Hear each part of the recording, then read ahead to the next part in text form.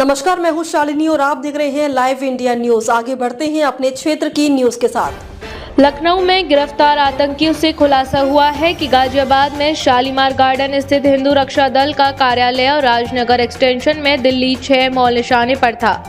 Audio video chat से खुलासा हुआ है। इसी मामले को लेकर गाजियाबाद के शालीमार गार्डन स्थित हिंदू रक्षा दल कार्यालय में आयोजित प्रेस वार्ता में संगठन ने सुरक्षा को लेकर गंभीर सवाल उठाए हैं।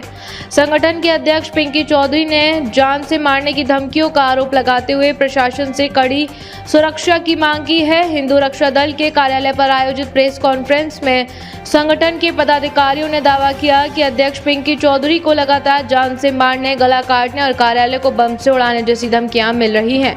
संगठन का कहना है कि इस संबंध में कई बार पुलिस में शिकायत दर्ज कराई जा चुकी है और कुछ मामलों में मुकदमे भी दर्ज हुए हैं।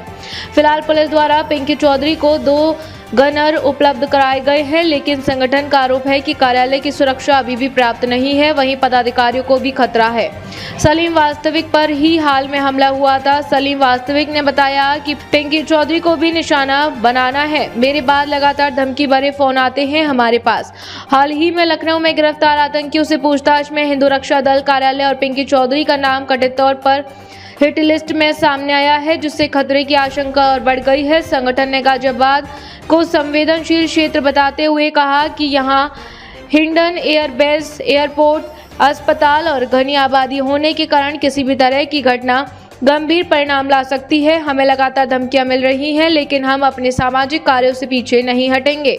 आम जनता की सुरक्षा सबसे जरूरी है और इसकी जिम्मेदारी प्रशासन की है। संगठन ने प्रशासन से कार्यालय के आसपास सघन चेकिंग, संदिग्ध गतिविधियों पर निगरानी और पुख्ता सुरक्षा व्यवस्था की मांग की है। साथ ही केंद्र सरकार से इस पूरे मामले की जांच NIA से कराने की भी मांग उठाई गई है। संगठन ने चेतावनी दी है कि यदि समय रहते सुरक्षा के पर्याप्त इंतजाम नहीं किए गए और कोई घटना होती है तो इसकी जिम्मेदारी प्रशासन की होगी। फिलहाल पुलिस और प्रशासन पूरे मामले पर नजर बनाए हुए है।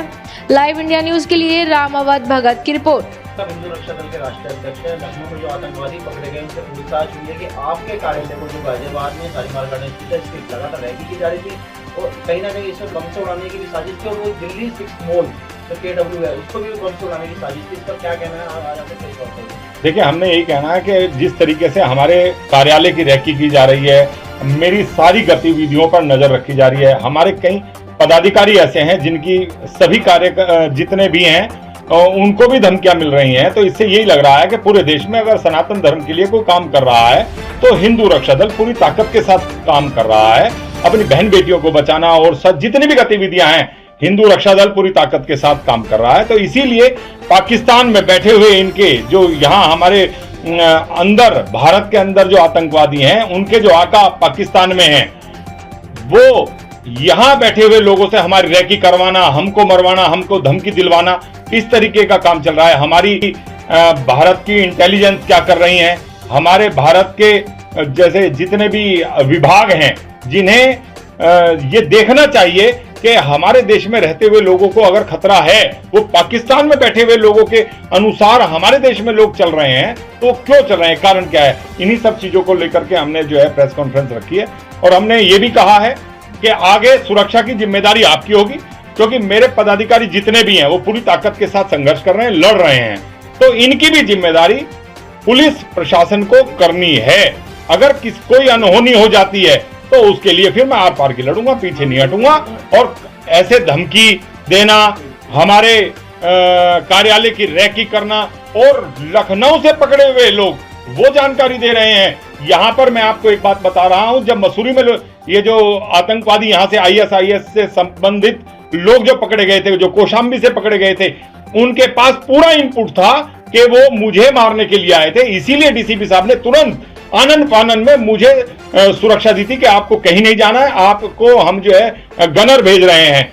भाई आप ये देखिए, आप पकड़ने के बाद आपको पता लग रहा है कि कौन हमें मारने के लिए आ रहा है। और आज वही जानकारी लखनऊ से जो हुई है कि हमारे कार्यालय की रैकी हुई है, वो वीडियो मिली है, मेरी सारी गतिविधियों की वीडियो वहां मिली है।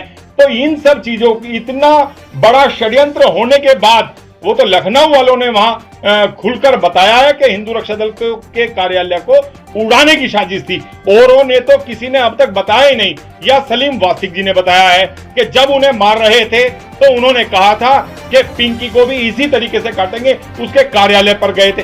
तो ये सब जितने भी लोग हैं, जितने भी आतंकवादी हैं, ये सारे एक दूसरे से मिले हुए हैं और यही हमें सबको, जितने भी हिंदुत्ववादी योद्धा हैं, उन्हें मरवाने का काम कर रहे हैं। मेरे को तो ये समझ में नहीं आ रहा है कि हम पाकिस्तान में रह रहे हैं कि हिंदुस्तान में रह रहे हैं। पाकिस्तान में बैठे हुए लोग यहाँ के अंदर बैठे हुए लोगों से हमें मरवाने का काम करते हैं। और एक चीज मैं आपको क्लियर कहना चाहता हूं, हमारे यहाँ उत्तर प्रदेश में जो दारुल उलूम देवबंद है, ये आतंकवादियों का अड्डा है। आज योगी जी की सरकार होने के बावजूद भी अगर उसको बंद नहीं किया जा सकता, उसको मैं तो कह रहा हूं कि बुलडोजर से योगी जी को सबसे पहले, अगर ये देश बचाना है तो दारुल उलूम देवबंद वो समाप्त करना पड़ेगा, नहीं तो भारत नहीं रहेगा। ये आपको स्पष्ट कर। पाकिस्तान में जो ये स्थान है, लोकेशन है, इनके फोटो भेजे जा रहे हैं, हैंडल को भेजे जा रहे हैं, किस तरह ये बगला रहे हैं युवकों को अपनी जान में फंसा रहे हैं पाकिस्तान में बैठे हुए लोग। ये जितनी भी मस्जिद और मदरसे हैं, इनके माध्यम से आतंकवादी अपनी जड़ पसार रहे हैं और पूरी ताकत के साथ वो हर जगह से रैकी करके और हम जैसे योद्धाओं को मरवाने का काम कर रहे हैं। और जड़ जो है वो दारुल उलूम देवबंद है, मैं कह रहा हूं और खुले में कह रहा हूं। जब तक वहां पूरी जांच नहीं होगी, और मैं तो ये कह रहा हूं कि जब तक वो ढाया नहीं जाएगा, जब तक हमारा भारत सुरक्षित नहीं रहेगा। आपके पदाधिकारी भी निशाने पर है, जो आपके कार्यकर्ता हैं वो भी इनके निशाने पर है। वीडियो रिकॉर्डिंग ये प्रेस कॉन्फ्रेंस रखने का उद्देश्य केवल ये है कि हमारे किसी भी पदाधिकारी को कोई भी परेशानी होती है तो फिर हमारा संघर्ष जो हमारा जिहादियों से है, फिर वो हमारा पुलिस प्रशासन से होगा। तो मैं वो बिल्कुल नहीं चाहता हूं। मैं चाहता हूं मेरे जितने भी पदाधिकारी हैं जो मजबूत कार्य कर रहे हैं, उनको सरकार को लाइसेंस देना चाहिए, उनके पास अपना एक हथियार होना चाहिए। अगर प्रशासन आज भी हिंदू रक्षा दल के पदाधिकारियों को लाइसेंस नहीं देता है तो इसका मतलब तो फिर यह है कि शासन प्रशासन ही हमें मरवाना चाहता है।